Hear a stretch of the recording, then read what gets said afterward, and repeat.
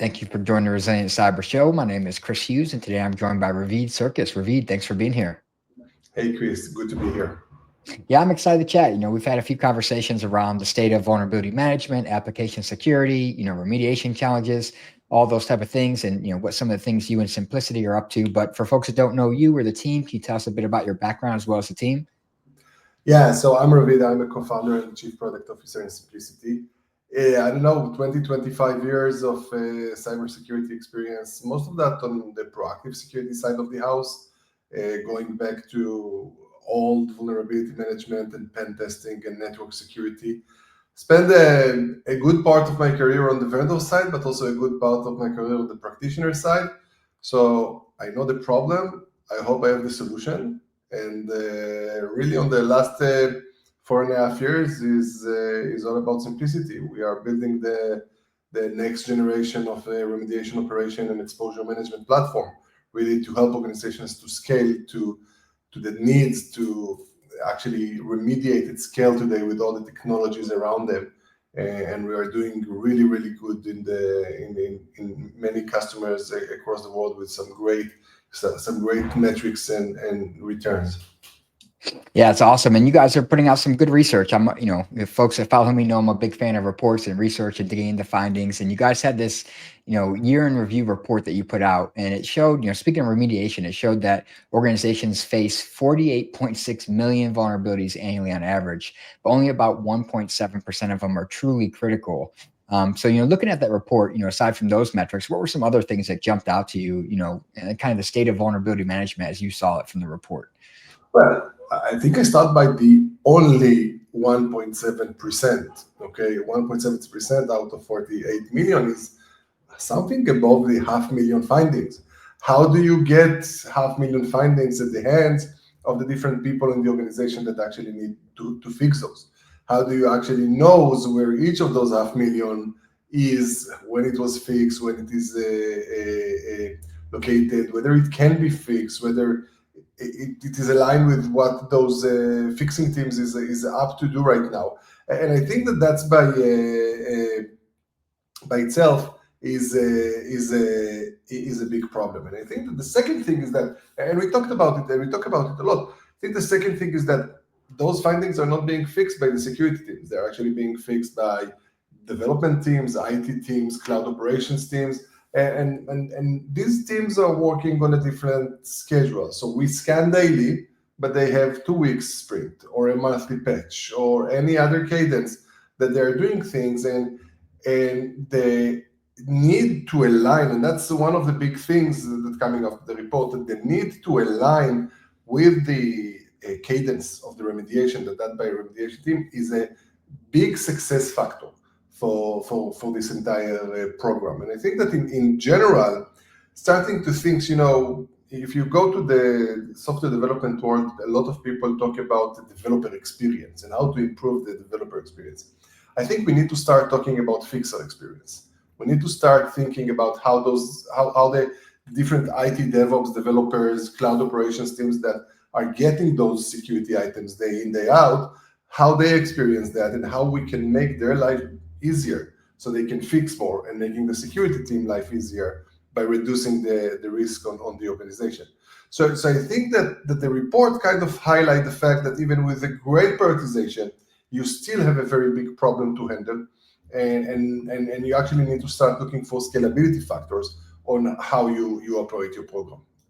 Yeah, I think that's well said. And as you said, like it sounds light. It's like, oh, 1.7%. But as you say, it's still hundreds of thousands of vulnerabilities or even millions of vulnerabilities, depending on the size of the organization. There's still a lot of work to be done. And the developer, not even the developer experience, but the fixer experience, as you call it, because it may be the cloud operations team, maybe the development team, someone on engineering. It just really depends on the environment, the organization. I always share this study from Linux Foundation and Harvard, where a developer called security a soul withering chore. And I was like, yeah, that sounds about right for what people think of security. So that thing of that fixer experience is a good way to frame it. And I think, if we want to make progress in burning down these backlogs and getting things remediated, getting them resolved, we need to be thinking about the experiences, like you said, of the people that are going to be doing the work, which is often not security. We didn't build these things. We didn't write the code. It makes sense to think about the people that have to actually fix the findings and their experience of that. And speaking of that, we're seeing a lot of excitement in this space right now around AI and cybersecurity. Of course, there's a kind of securing AI angle, but there's also AI for cybersecurity, and people are looking to apply it in GRC and SecOps, and of course AppSec in areas like vulnerability management to address some of these systemic challenges that we're talking about. And there's a lot of hype and there's a lot of excitement, right? And it's kind of hard to discern, kind of what's real and delivering outcomes, which is, versus what is just buzz and making noise. So I'm curious from your perspective, where do you think AI can actually work, and what are some of the challenges that still remain there? So it's a great thing. I think I'll start by saying AI is real. Okay, and I know that there is different discussions. I think that everyone slowly, including me in my personal life, including me on my professional life, starting to learn gradually where AI is helpful and good and is really enhancing your capabilities and allowing you to do more at the same time by taking very simple and routine tasks and make them much easier. But at the same time, I think there is maybe right now some kind of inflation or hyped expectations of what complex problem AI can solve. Okay, and I think that this hype of expectation is because when there is a good data, AI can do a lot of conclusions and a lot of suggestions, but when there is a missing data, hallucinations comes into play.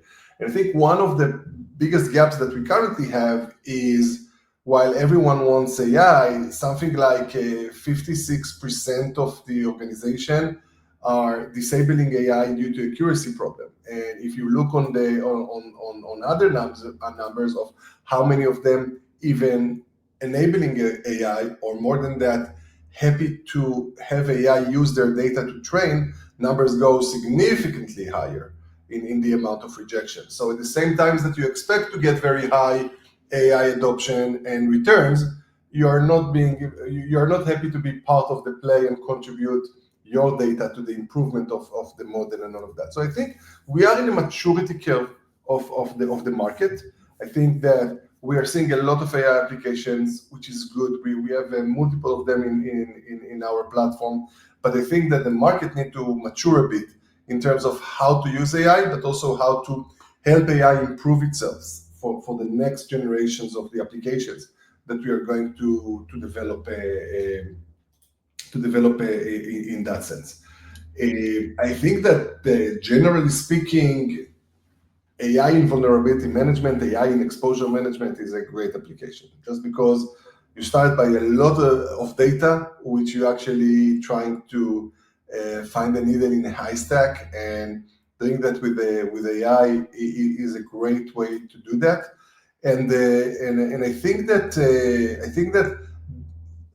those are the first applications that we will start to see maturing more significantly in the security area, just because AI is a lot of vulnerability management is a lot of historical data, and there is a good way to actually use that for the sake of accelerating, scaling, enhancing all your different processes.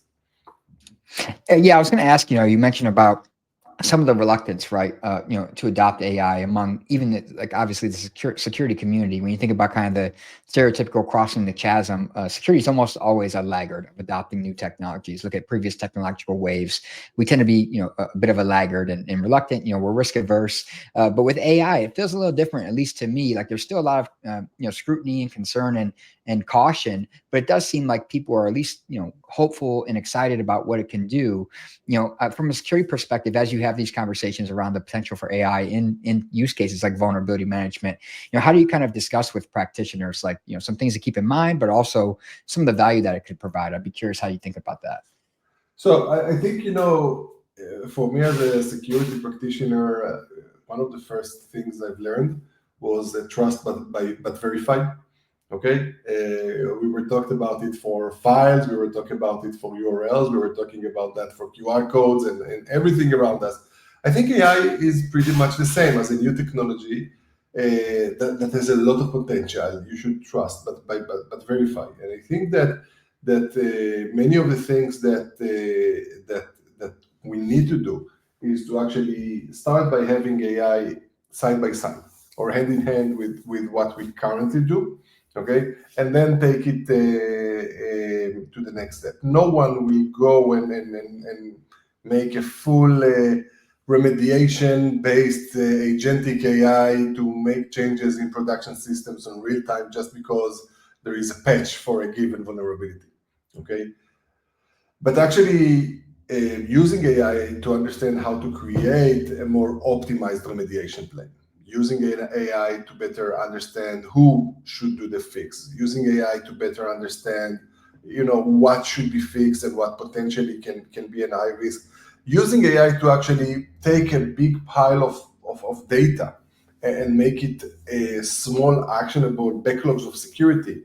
I think that's where it makes a lot of difference, because even if it will have some accuracy problems or maturity problems, those will impact the plan and not the actual implementation. And I think as we are going and maturing that, and this is exactly what we are doing in Simplicity, as we are going and maturing those remediation plans, those actionable items, the next phase of AI will actually be to take that into actual remediation that can be deployed into the systems in a more automated fashion.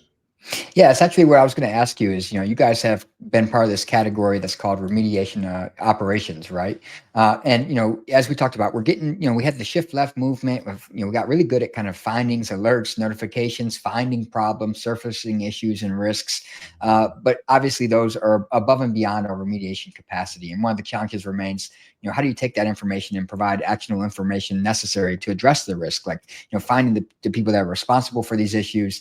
I'd be curious, like, how do you define first remediation operations as a kind of a category, and then like, how do you all approach it as a team there? What are some of your unique approaches you take? So I think that the remediation operation is kind of goes hand in hand with thinking about the fixers first. Okay, and I was talking about fixer experience, and I think we can spend a whole lot of time on talking about the fixer experience. But I think the biggest problem of exposure management today is that the security team has a lot of tools that identify and find those problems, but the security team cannot do anything to actually fix them. Everything is being fixed by other teams which are responsible for the code, for the infrastructure, for the cloud.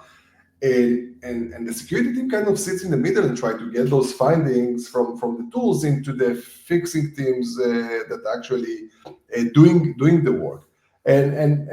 And this doesn't scale today because the security tools doesn't work in a similar way like the fixing team would like.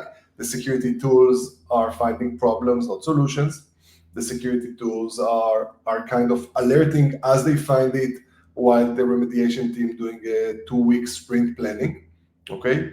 And the security tool just flags something that is high and need to be fixed immediately without even know to tell you who should fix it. And I think that as we look on those three things, what we actually need to do is to move from thinking about a list of security findings to start thinking about backlog of security remediation items. Okay, so I'm chief product officer. I'm working with my product management team. As I go to my R&D, they have backlog of bugs, backlog of features. They need to have a backlog of security problems.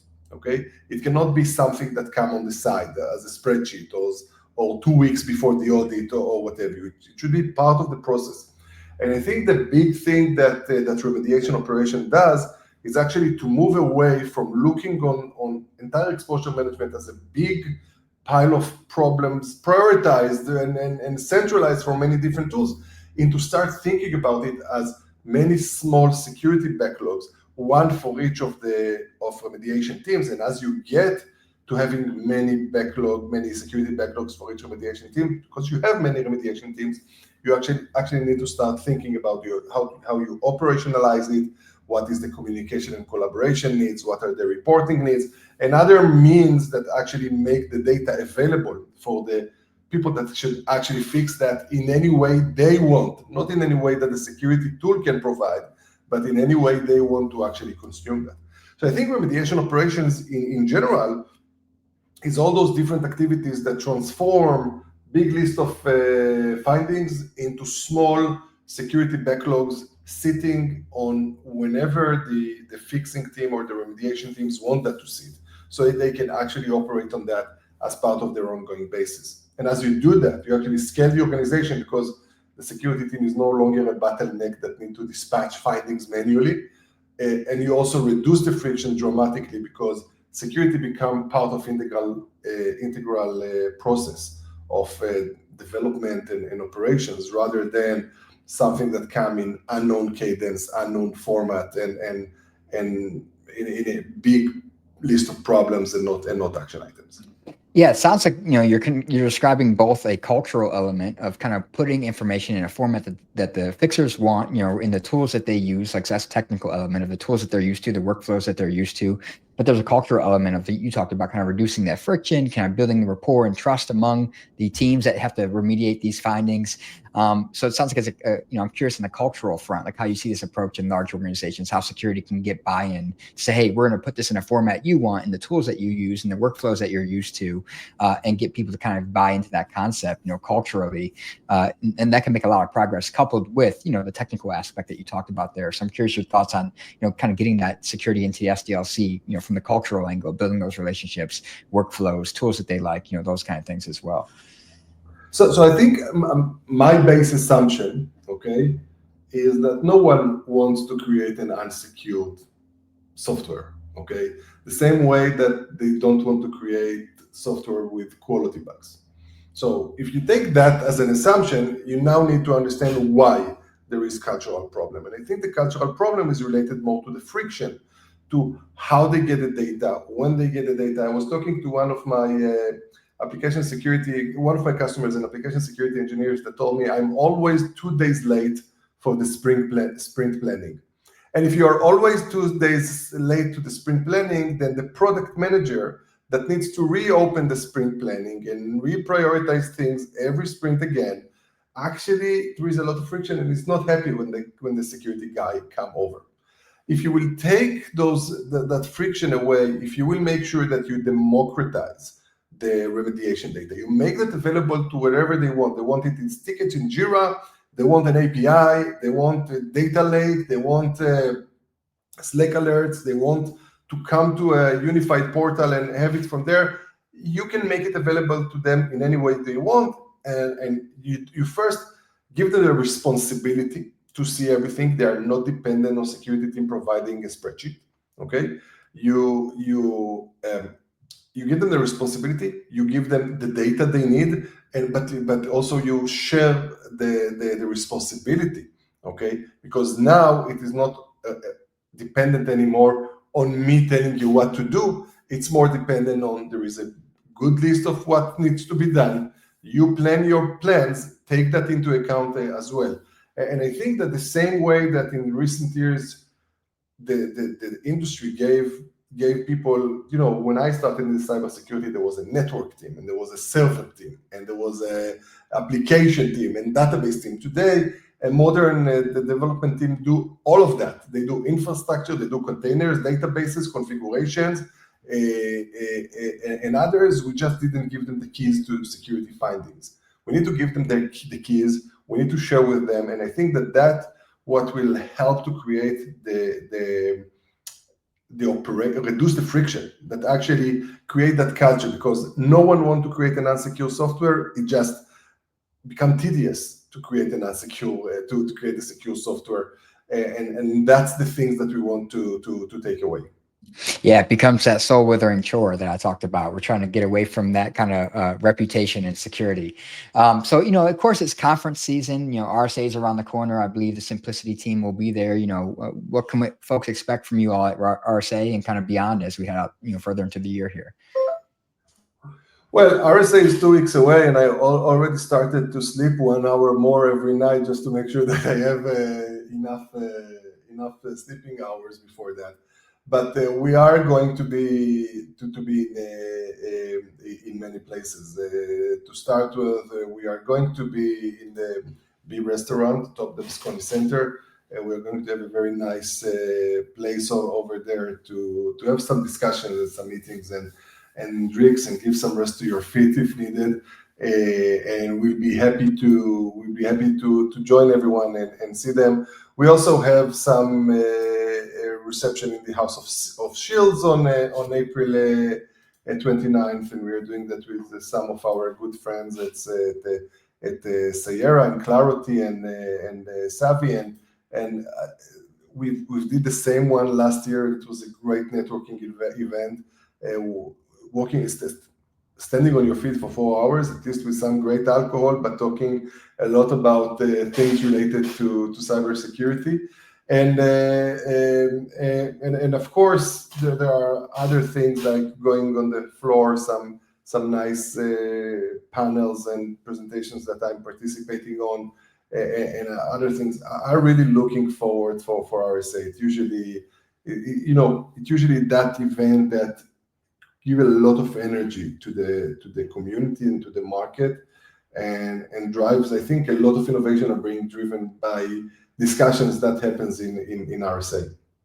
Yeah, I think it's shaping up to be a big one this year. I think a lot of folks are excited to go. I see a lot of teams kind of shaping up product announcements and research reports, that kind of stuff. So you heard it here. Check out the Simplicity team at RSA. You can also check them out online. That's SEEMPLICITY.io, simplicity.io. And I know you all have some great research and reports out there. Anything else you want to mention, Ravid, before we wrap up here?